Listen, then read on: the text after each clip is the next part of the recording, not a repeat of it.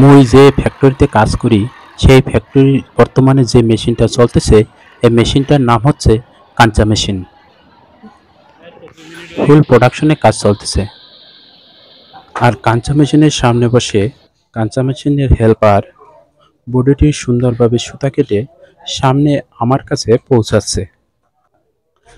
কাজ করতে করতে হঠাৎ মগো মেশিনটা খারাপ হয়ে যায়, যার কারণে মেকানিক্স ডাকা হয়।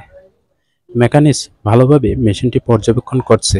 এক মেশিন নষ্ট হয়েছে মগো তাতে কি, ওদিকে সবাই ধুমছে কাম করতেছে। কাপ জয়েন্ট মগো লাইনে প্যান্ট চলে। মেকানিক্স অনেক সময় ধরে মেশিনটি পর্যবেক্ষণ করছে। আর আপনারা যারা গার্মেন্টসে কাজ করেন তাদের তো সাধারণ ধারণাই আছে যে কাঁচা মেশিনের একবার মাথা খারাপ হইলে আর ঠিক করতে খুবই কষ্ট হয়।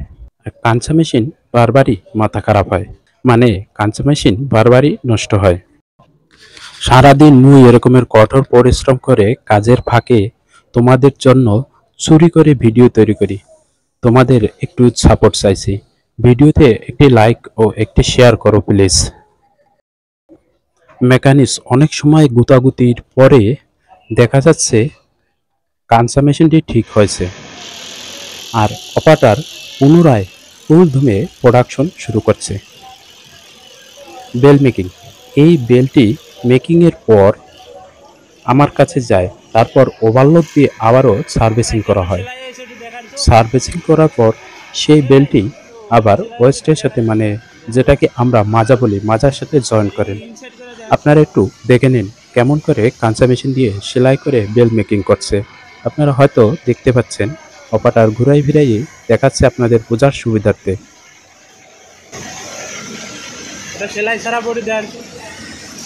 সেলাই ছাড়া বডিটি আপনারা সুন্দরভাবে দেখে নিন। এরপর এই বেলটি মেকিং করা হবে।